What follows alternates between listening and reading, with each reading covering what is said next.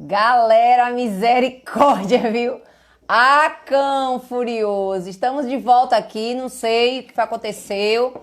Pelo que eu entendi, foi a operadora aqui da cidade, teve uma queda aí, é fibra ótica. Não entendi o que foi, mas vamos tentar voltar aí para a gente não perder esse momento tão ímpar da parte do Senhor para as nossas vidas, né? O cão é terrível, misericórdia, né? Vamos orar aí. Eu acho não, foi a minha internet aqui, né? A internet é grande, é alta, mas foi um pane geral na cidade. Isso nunca aconteceu, foi a primeira vez, por isso que eu tomei esse susto, né? Mas vamos voltar aí, vamos esperar Pastor Rick voltar, glória a Deus, e vamos continuar. A galera vai desculpando aí, eu não sei o que foi aí, foi a nível da cidade mesmo, o pane.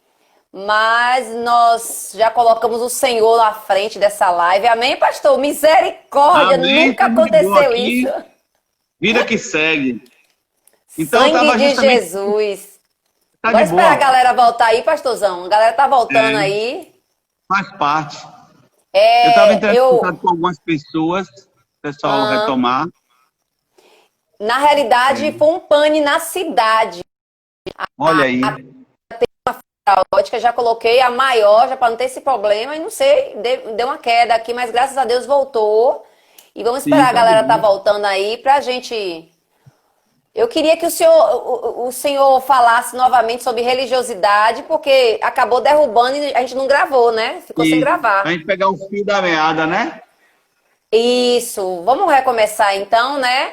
Tá certo. O Então, que é a religiosidade, o que é a espiritualidade, para a gente entrar novamente aí. isso.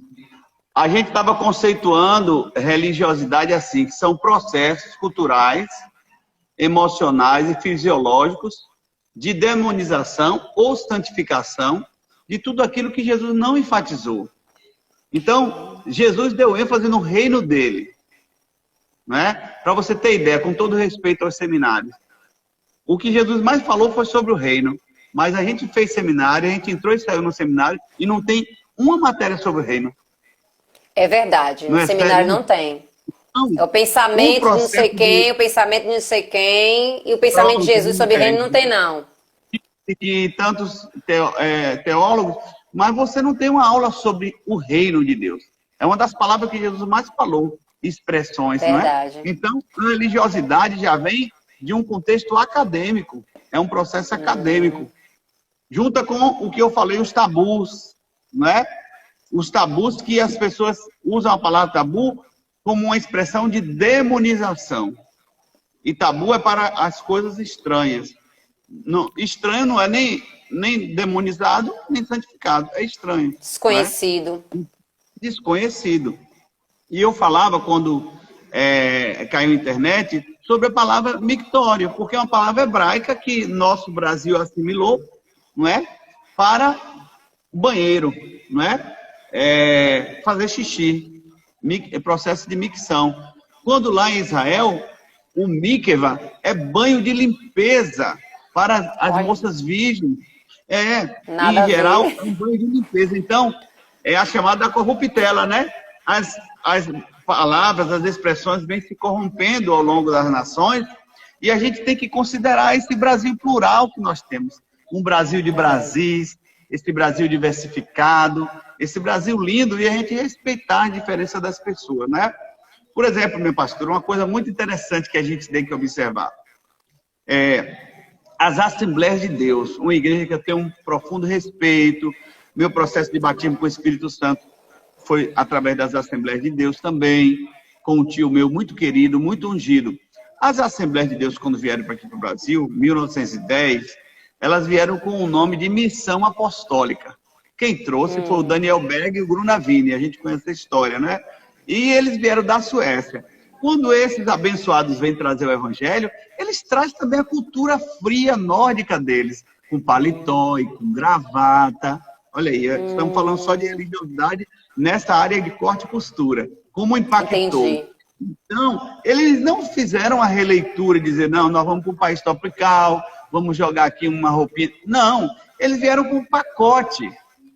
O pacote da religiosidade misturado com a beleza do evangelho que eles pregaram. foram homens lindos, tremendos. Que contribuição histórico-cultural para a nossa jornada cristã evangélica aqui no Brasil. Esses dois homens não dá para contar a história do crescimento da evangelização do Brasil sem Daniel Berg e Grunavi, né? Mas eles eram seres humanos como eu e como você. Então, eles trouxeram também a cultura fria da Suécia, os valores, não é? As métricas dos hinos. Então, foi preciso ter essa repaginada e essa releitura, não é? Isso, nós, aqui no Brasil, nós sofremos um pouco, minha pastora, eu acho mais do que em outros lugares. Porque além da gente ser um país tão miscigenado, nós sofremos de xenofilia.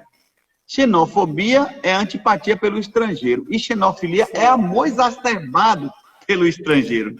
A gente, no meio evangélico, o cara trocou umas duas palavras em inglês, você já quer, venha pregar, é um homem de Deus, é um missionário.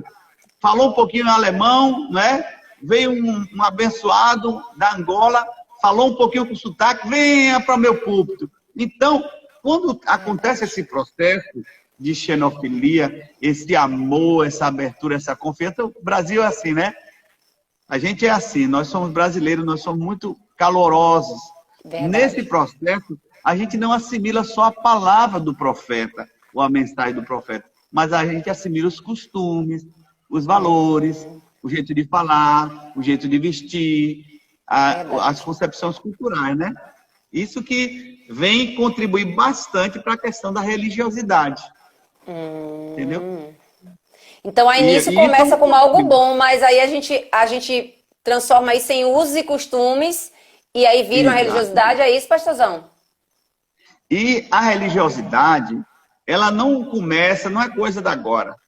A religiosidade, ela começa de um modismo lá no Éden. Uau. Porque a religiosidade começa quando você tira o conceito do reino, do evangelho, e você substitui pelo modismo. O modismo, quando eu falo, é algo plural. Por exemplo, existia um conceito maravilhoso e um princípio maravilhoso no Éden. O homem, na virada do dia, Adão, se alimentava da presença de Deus. De repente, há uma proposta diferente, uma alternativa. Comer do fruto da árvore do conhecimento do bem e do mal.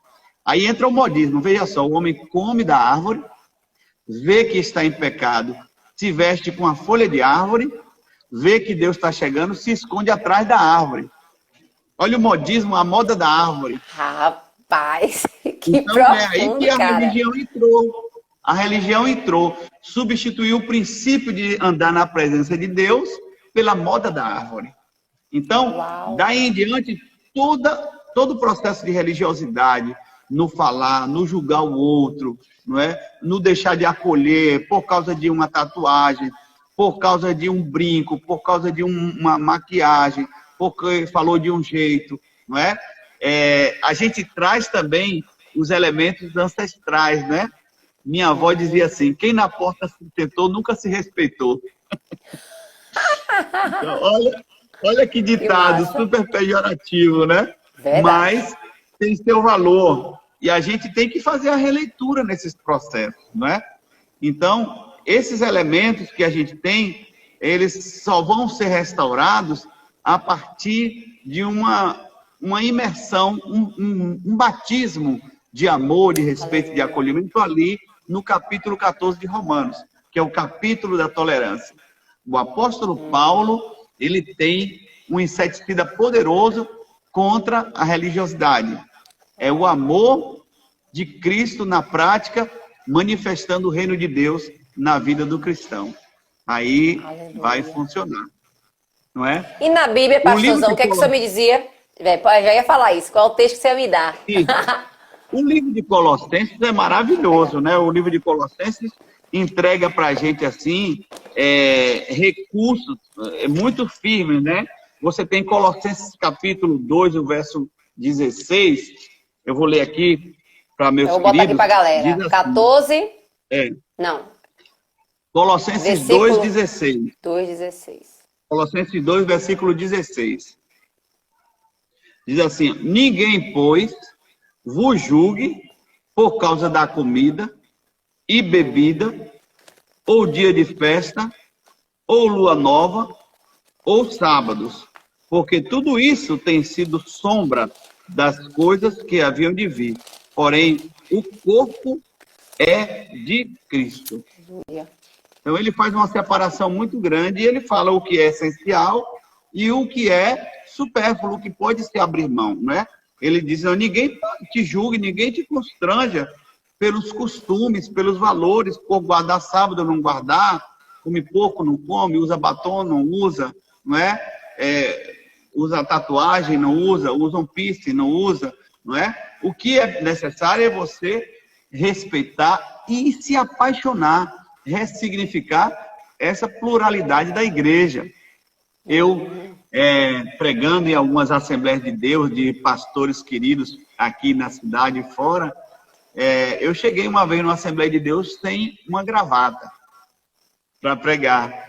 Então o pastorzão disse: ô, meu lindo, Deus te abençoe, que Deus te dê uma palavra abençoada. E eu vendo todo mundo ali na tribuna de gravata, eu digo: ô, meu pastor, eu esqueci a gravata. Ele disse: não tem problema não, vem aqui no meu gabinete. Pra quê? Olha. Chegou no gabinete, ele me puxa uma gaveta cheia de gravata e ele escolhe logo uma de crochê para mim. Eita glória!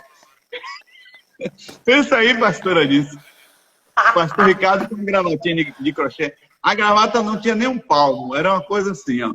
Eu botei aquela gravata, aceitei o meu King Kong, meu mico, porque eu fui para ali para pregar a palavra e manifestar o amor de Cristo para os irmãos.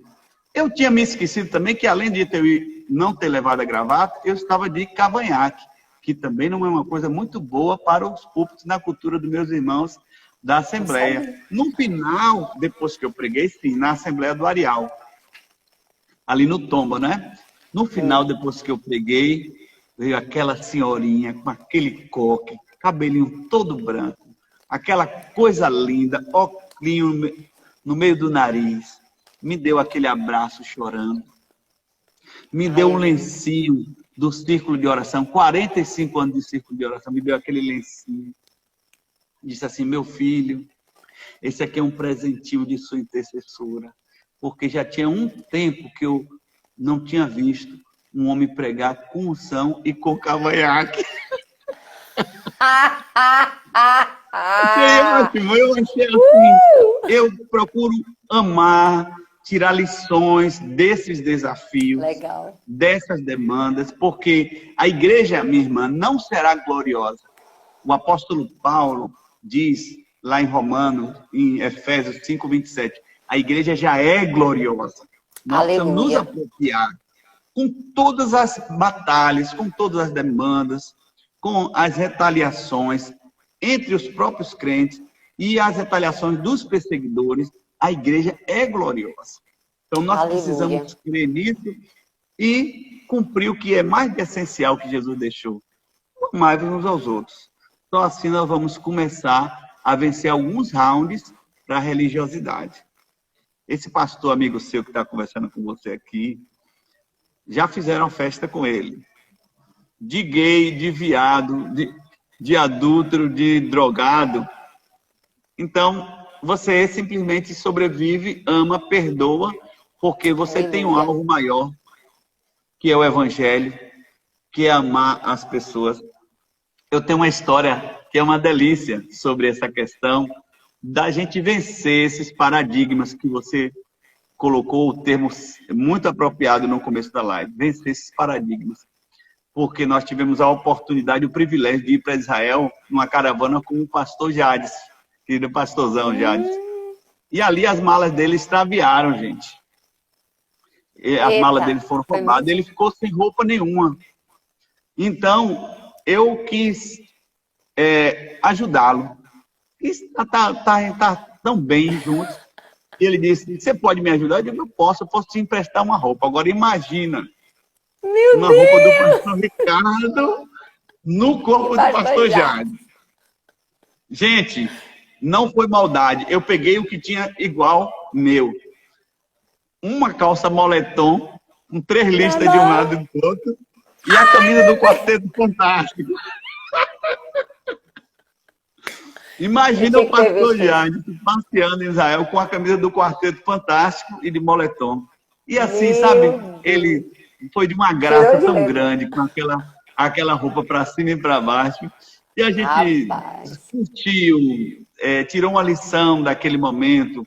Então, religiosidade, se ela é fogo, amargura é gasolina. Uau! A gente tem que ter cuidado que a religiosidade, ela não é esse bicho de 7 cabeças que existe. Mas se você começa a alimentar, se você começa a fazer partidos, se você começa a retalhar o outro por causa de religiosidade, então ela vai começar a se agigantar e tomar uma proteção a nível de demonizar o outro. Aí realmente você criou uma barreira e a religiosidade venceu. Existe um fator que eu chamo na Bíblia o fator Samaria. Jesus tratou com a religiosidade com o fator Samaria. Jesus está na hora da ascensão, Atos capítulo 1 e verso 8. É a grande comissão. Recebereis poder, mas serão minhas testemunhas em Jerusalém. E os discípulos estão só pegando fogo, oh, glória, vou pregar em Jerusalém. Na Judéia, os discípulos, tá tudo lindo.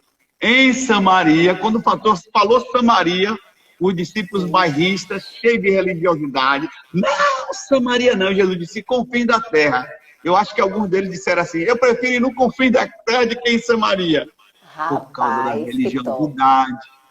Simplesmente porque Samaria, vamos parafrasear, contextualizar agora, simplesmente porque em Samaria, as irmãs de Samaria, de vez em quando usavam uma mini saia.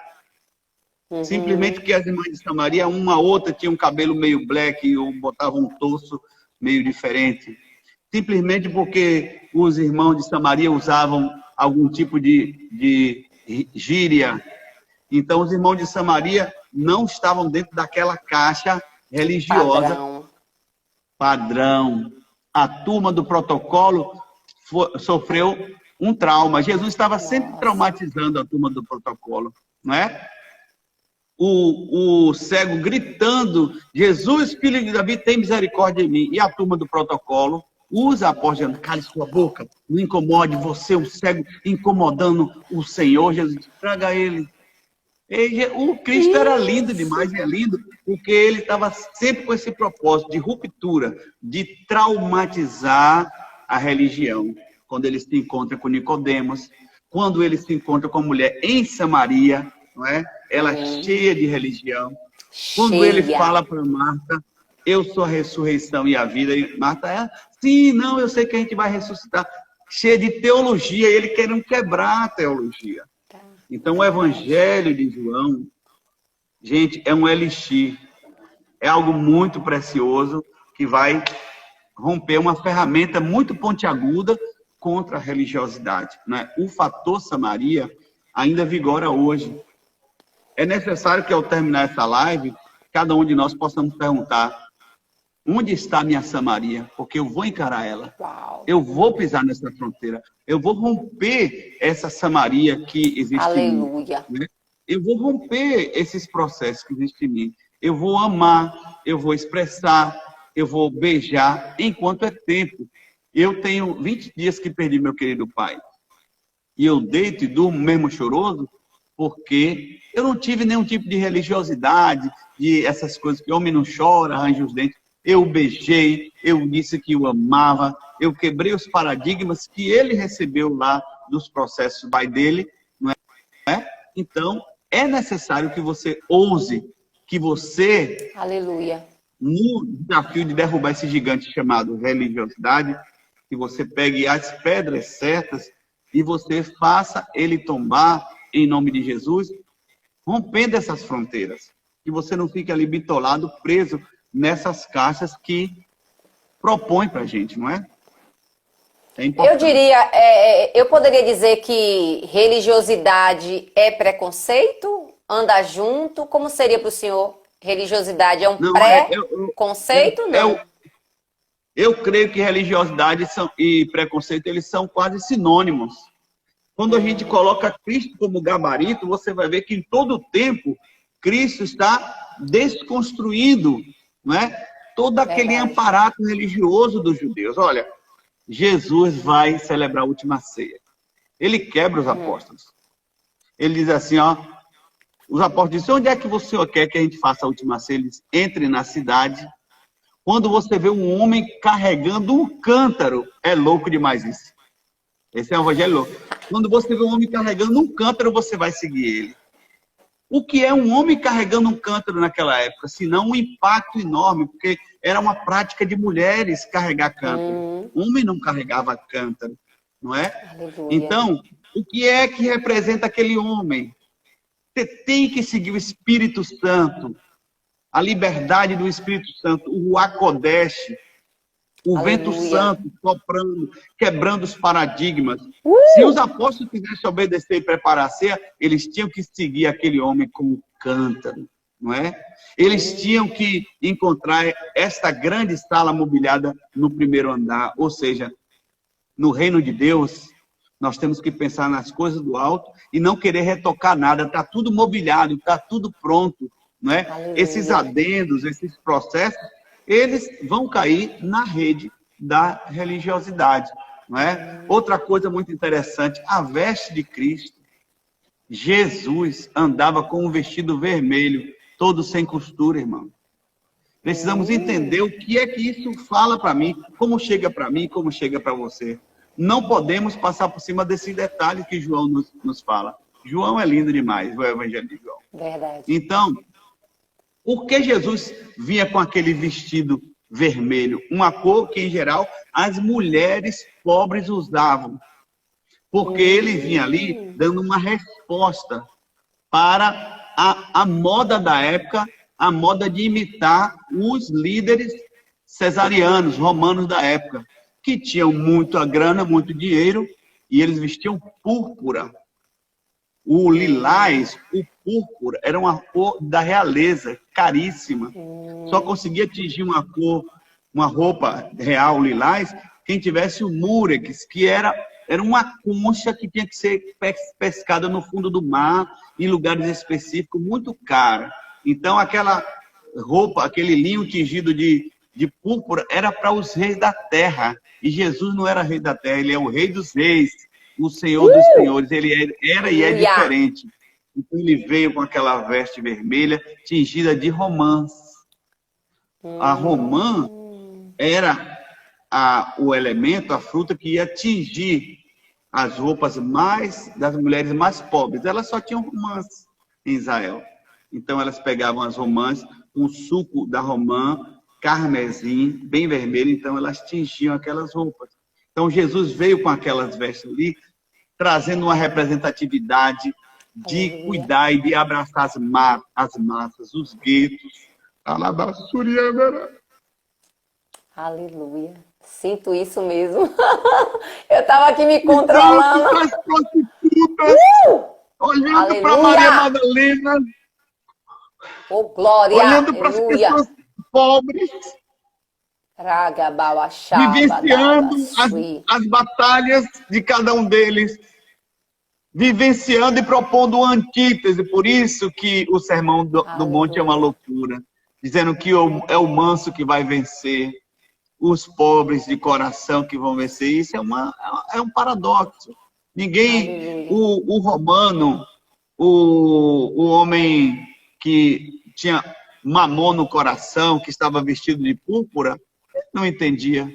Mas as pessoas pobres, as pessoas oprimidas, entendiam, porque ele estava para lá e para cá, com aquelas vestes que era cor até feminina, das mulheres mais pobres. Mas Jesus não estava nem aí.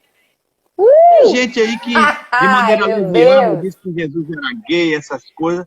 Isso, para mim, desculpa a expressão, essa linguagem, em relação ao Rei dos Reis, é uma carniça. Verdade. Eu abomino.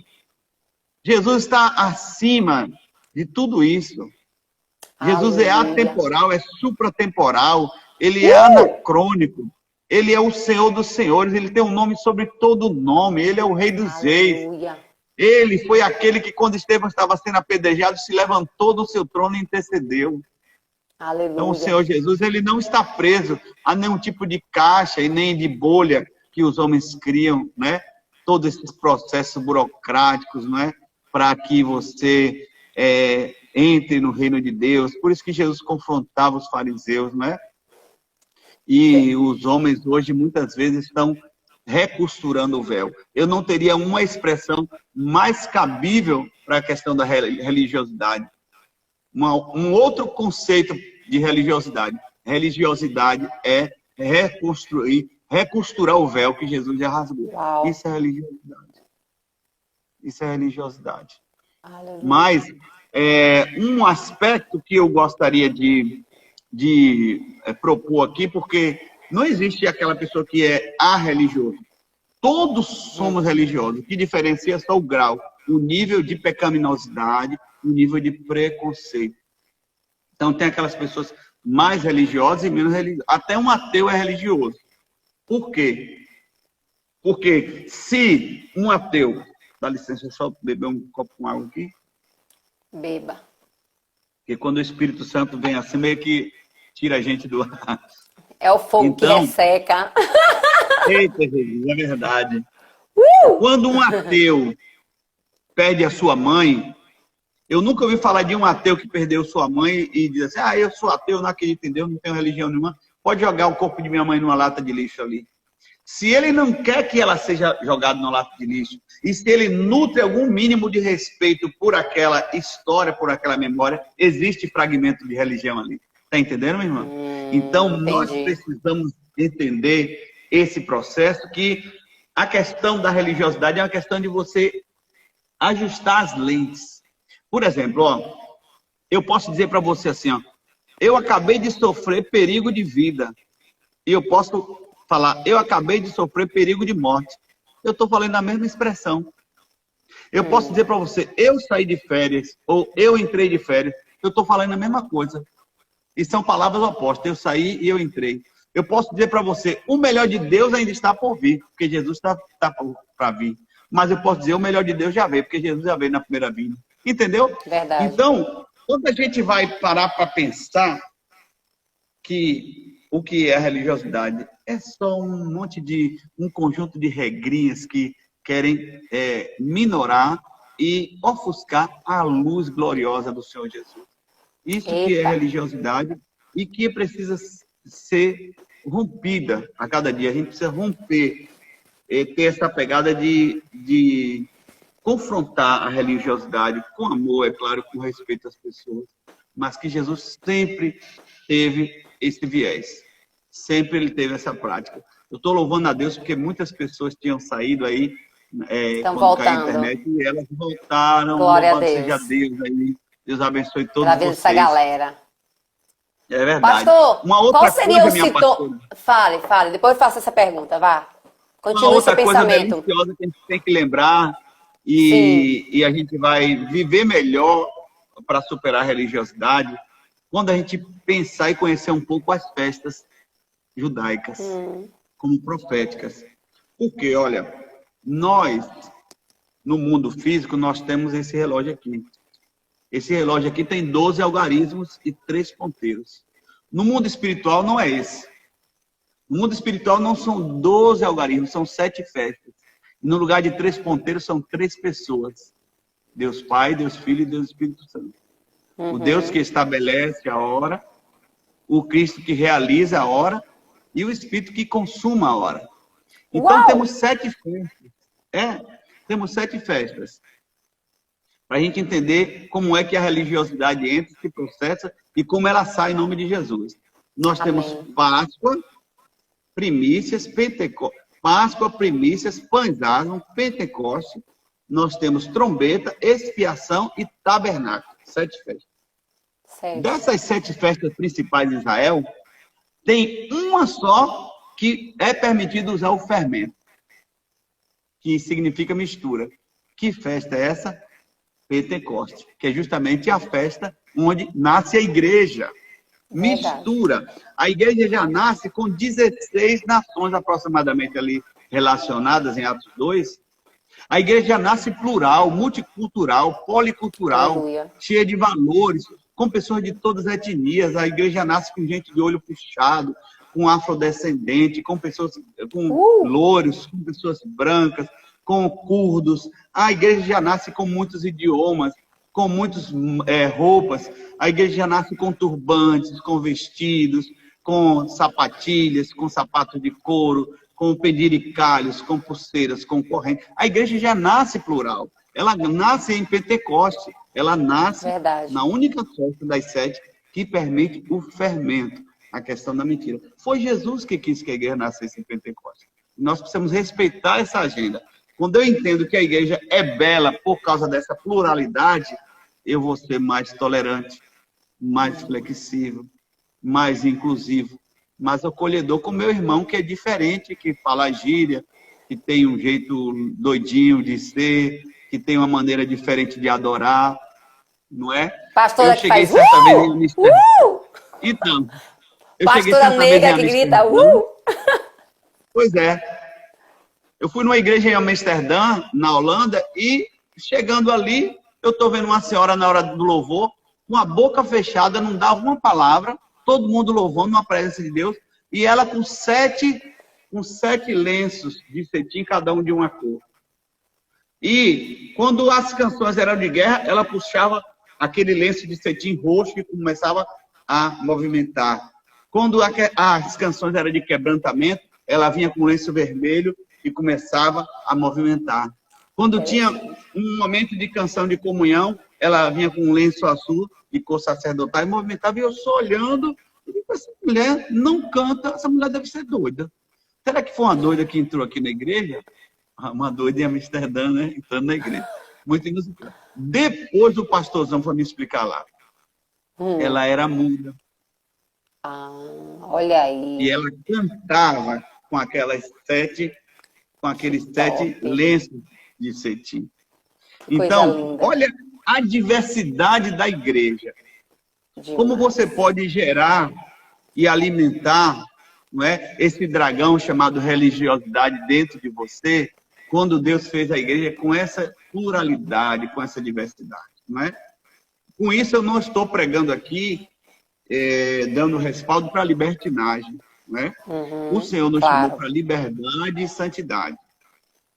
Libertinagem e legalismo libertinagem e legalismo são os lacaios da religiosidade. São os vassalos. São desculpa a expressão, os pau-mandados da religiosidade são esses dois. Libertinagem e legalismo. Que caia por terra em nome de Jesus. Para a gente viver esse avivamento plural, esse avivamento tão desejado e anelado no Brasil. Pode perguntar, minha pastora. Não, eu como cristã, as pessoas que estão nos assistindo aqui agora, qual seria os sintomas de eu saber que eu estou com um nível de religiosidade altíssimo e preciso de cura, preciso de libertação? Porque depois eu vou te perguntar como é que eu me liberto da religiosidade. Mas agora, eu primeiro, antes da cura vir, eu quero saber sintomas, né? Por exemplo, eu sou uma pastora que eu estava em feira, hoje eu moro numa cidade menor, onde eu sou a primeira pastora mulher da cidade. Eu sou a primeira pastora que frequenta uma academia, e isso aqui é um reboliço, né? Eu sou a pastora que vou pro altar, às vezes, de calça jeans, eu uso tênis, cara. Né? Eu uso moletom. Eu grito, entendeu?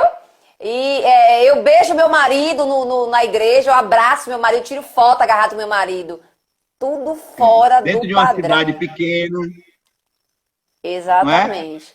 Eu tô dizendo isso não somente por causa da minha localidade, mas eu sei que também tem outras pessoas aí nos assistindo agora, tem uma galera aí, né? De cidades menores, e a gente que está em cidades menores, a gente sofre muito preconceitos, religiosidades, padrões. As pessoas não têm culpa. Hoje, depois de quase 3 anos aqui na cidade, eu percebi que é cultural, como você falou aí no início, do significado de religiosidade. A cultura ajuda muito a dar esse peso na religiosidade.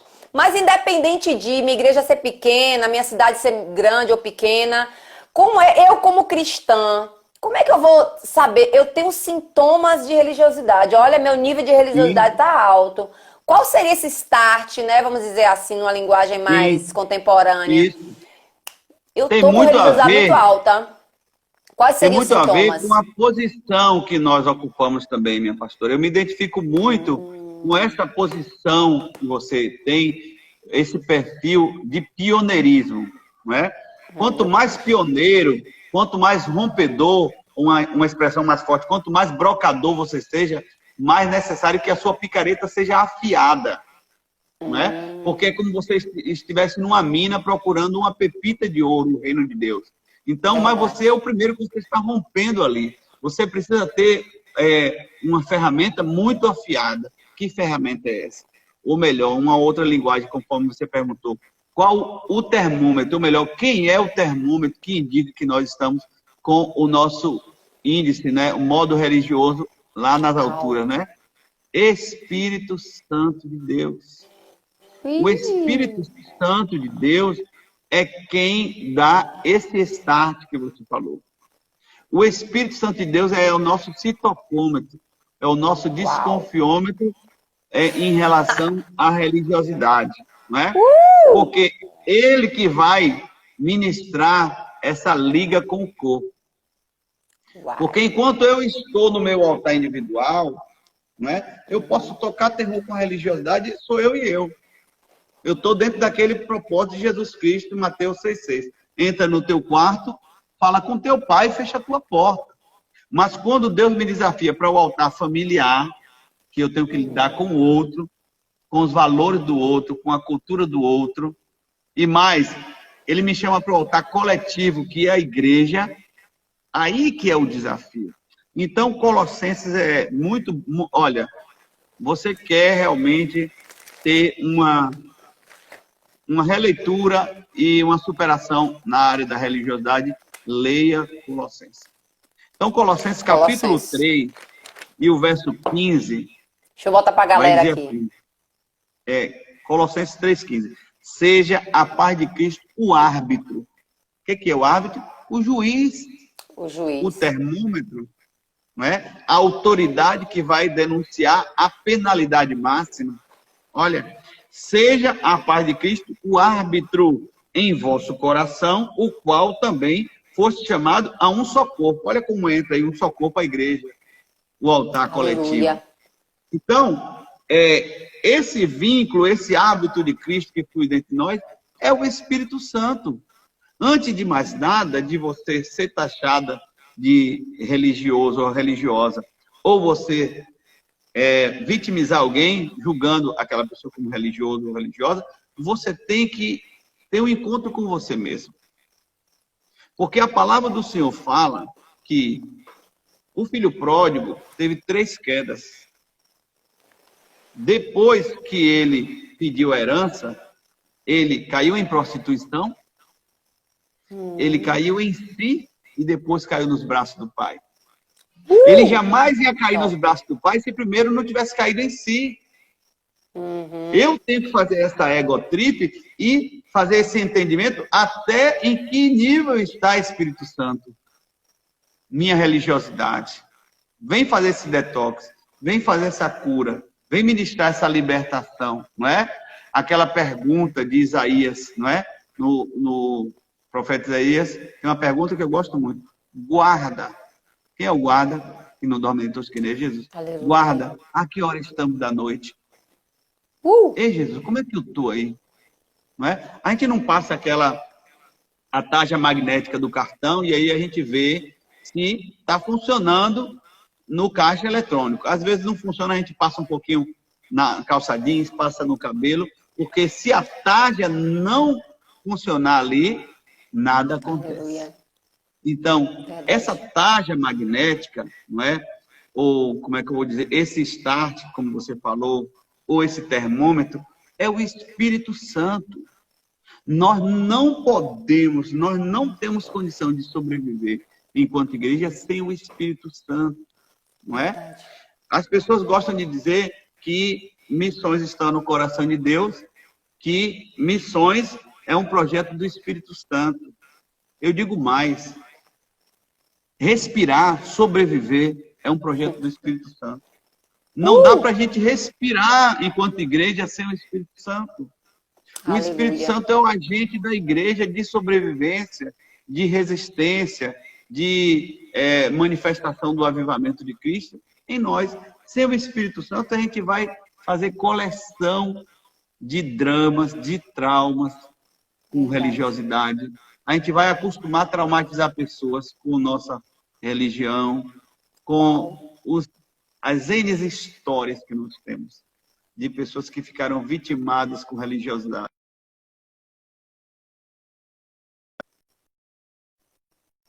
Travou de novo? Ai, travou aqui. Tá me ouvindo aí?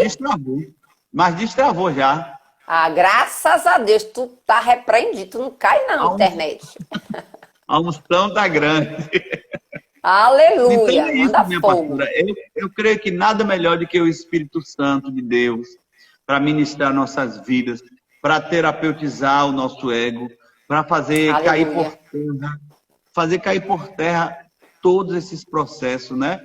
Eu não digo com isso porque eu estou conseguindo desenrolar esse assunto com você, que eu não sou religioso. Eu preciso, a cada dia, eu desconstruo e construo de novo esse Ricardo que habita em mim, em Cristo. Amém. Não é? Meus filhos são instrumento de Deus para me desafiar, para regular a lente. Minha esposa, não é?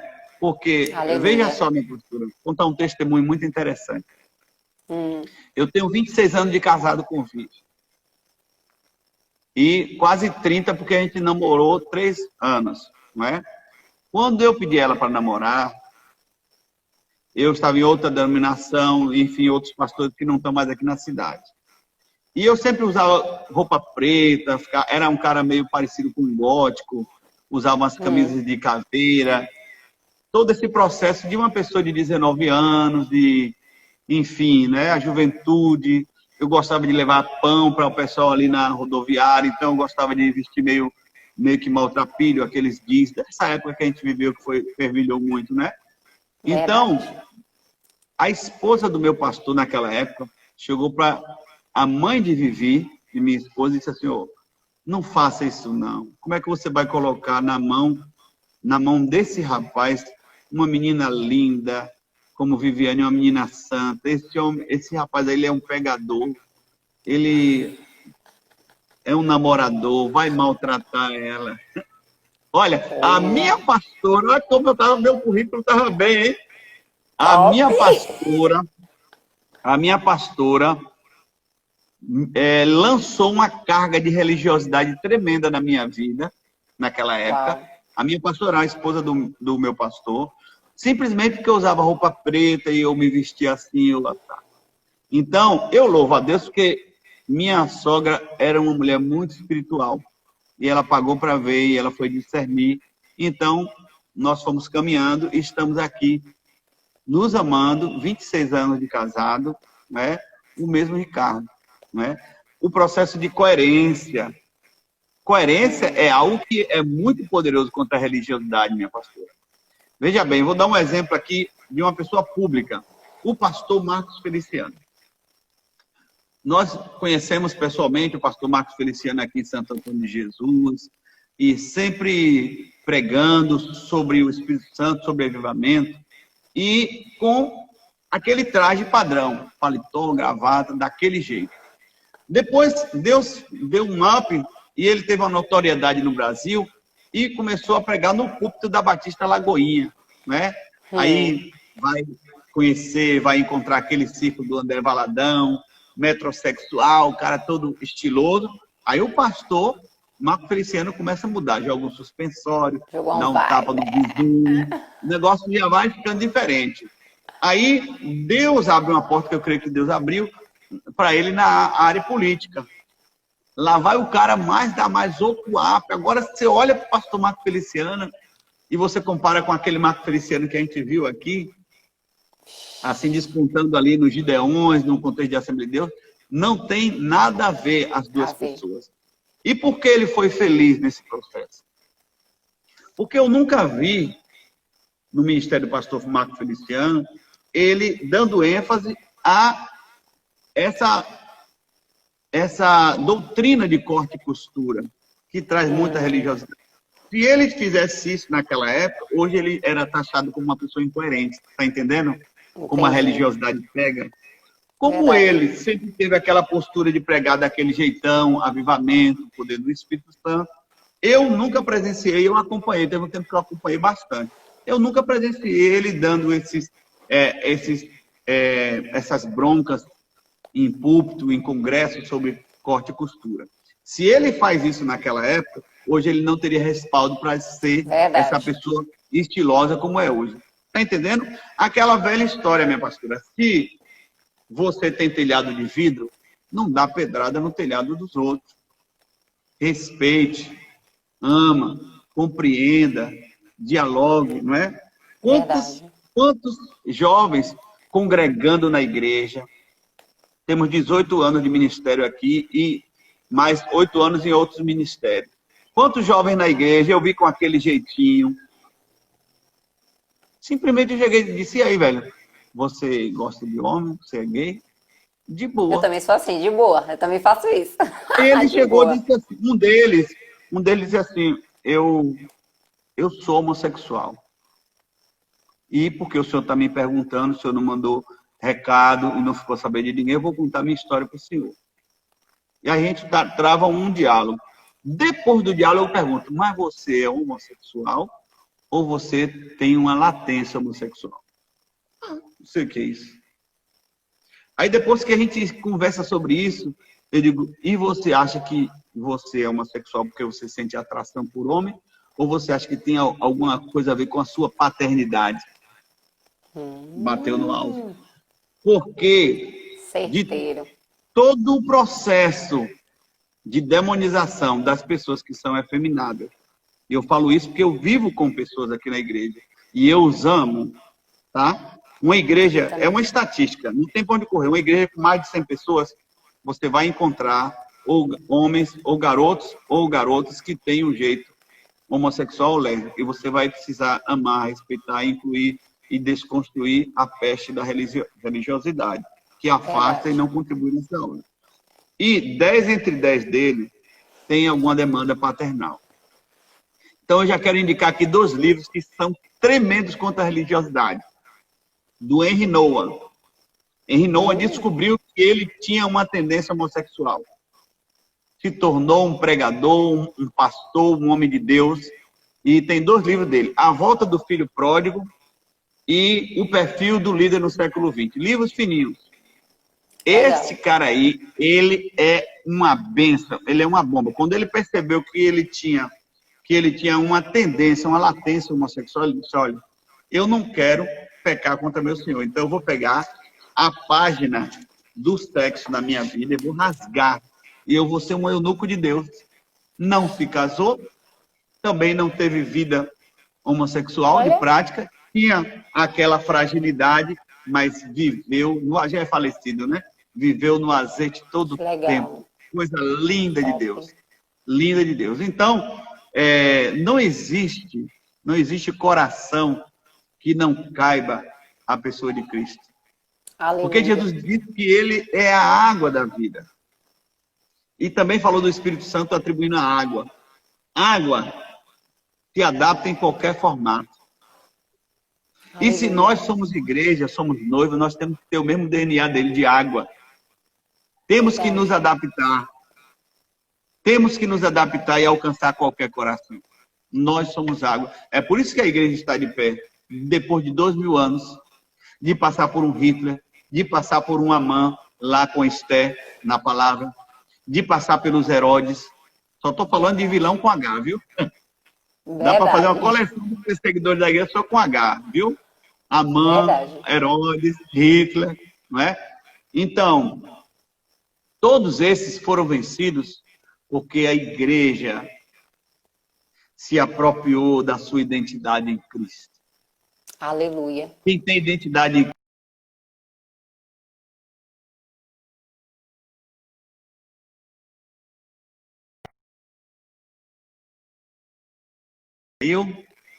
Voltou! Volta! Sai daqui, Speed trava-trava. É poder, é unção, viu? Sai! Então Galera, isso, vocês que estão perguntando o negócio do livro aí, depois vocês assistem a live pelo YouTube e pegam esse nome. Pega a Pastor, visão, pega a visão. pega a Eu ainda visão, pega poderia a dar visão. uma palavra sobre Sim, tatuagem? quero sim. E como? Vamos lá, Então, a religiosidade é pesada nessa área, hein? sim, eu vou falar um pouco sobre esse tema, porque no meu canal do YouTube, eu quero aproveitar para deixar aqui o endereço, Na Manda. Pegada, tudo junto, de Yeshua. É É? um vídeo relativamente visualizado sobre tatuagem, não é? Nós temos na Uhum. palavra de Deus momentos que nós temos que tratar com temas éticos. O que são os temas éticos? Temas que você não vê diretamente na palavra de Deus, porque as expressões são modernas. Por exemplo, tatuagem é uma expressão moderna, não é? Verdade. Então, eutanásia é uma expressão moderna. Aborto você não encontra na Bíblia. Você não encontra na Bíblia a palavra não fume, não fumeis, nem cigarro. Mas por que é que eu e você não fumamos? Se não tem uma doutrina, se não tem um mandamento. Aí a gente vai buscar algo mais profundo que a doutrina e o mandamento. É assim que a gente trata com a religiosidade. A gente vai buscar um princípio. E existe Muito um mais princípio na forte. Bíblia mais profundo. Existe um princípio na Bíblia que diz que meu corpo é templo do Espírito Santo. É por isso que eu Uau. não uso cigarro. Certo?